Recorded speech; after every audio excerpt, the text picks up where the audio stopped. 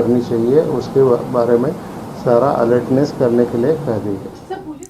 گجرات کے گودھار فسادات سے متعلق مقدمات کی نظیر پیش کرتے ہوئے دلی کی کڑکٹ ڈوما عدالت نے منگل کے روز شمال مشرقی دلی فسادات کے دوران 24 سالہ نوجوان کے قتل کے ملزمین کے ٹرائل کو ان کے مذہبی عقائد کی بنیاد پر الگ کرنے کا فیصلہ کیا۔ عدالت کے مطابق انڈر ٹرائلز کی ایک درجہ بندی ہے اور بیک وقت مقدمہ چلانے سے ان کے دفاع میں حفظ ما تقدم کے طور پر اثر پڑ سکتا ہے کیونکہ وہ ہندو اور مسلم مذاہب سے تعلق رکھتے ہیں۔ دراصل 24 فروری 2020 کو دلی کے شیو وہار میں فساد کے معاملے میں درج FIR میں 3 ہندوؤں اور 2 مسلمانوں کے ساتھ مل کر مقدمہ چلایا جانا تھا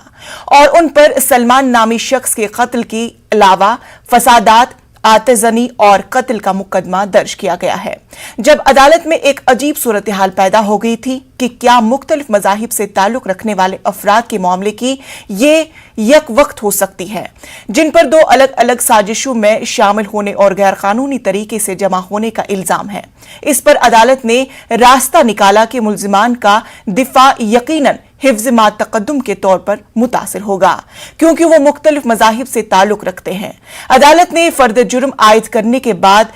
کیس کو الگ سے سننے کا فیصلہ کیا۔